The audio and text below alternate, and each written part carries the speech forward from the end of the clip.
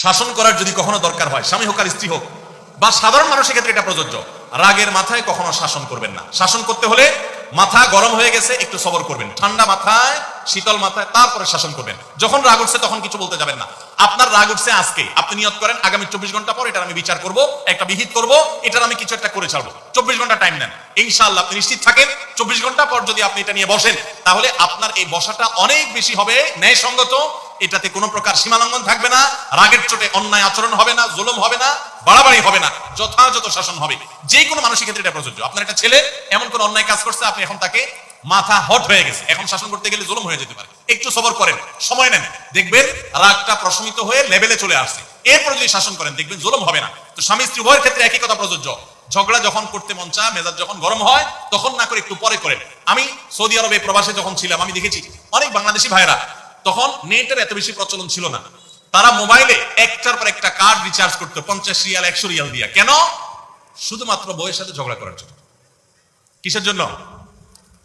কারণ কথা বলতেছে, মনে করেন কোন একটা বিষয় নিয়ে তুমুল বিশ্বযুদ্ধ বেঁধে গেছে দুজনের, এখন এই পাশ থেকে ওই পাশ থেকে কথা চালাচালি ঝগড়াঝাটি চলতেছে, চিল্লানি চেঁচামেচি, হঠাৎ করে লাইন কেটে গেছে, ব্যালেন্স শেষ, দৌড় দিয়ে চলে গেছে দোকানে, এই তাড়াতাড়ি একটা কার্ড দেন ভাই, তাড়াতাড়ি রিচার্জ করতেছে। কেন?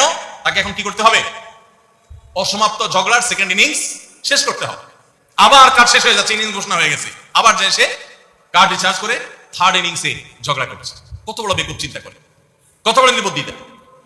এই ঝগড়াটা স্বামী স্ত্রী দুই জায়গায় থাকেন, ফোনে যদি ঝগড়া হয়, আমি বুদ্ধি দেই যে ফোনটা যখনই দেখলেন যে ঝগড়া শুরু হয়ে গেছে তখন সাথে সাথে মোবাইলটা অফ করে ফেলেন, অফ করে 3 দিন মাত্র রাখেন, অন্য একটা নাম্বার বাটন ফোন দিয়ে আপাতত অফিসের কাজ কাম ছাড়েন, আর বইয়ের সাথে যোগাযোগের নাম্বারটা 3 দিনের জন্য বন্ধ রাখেন।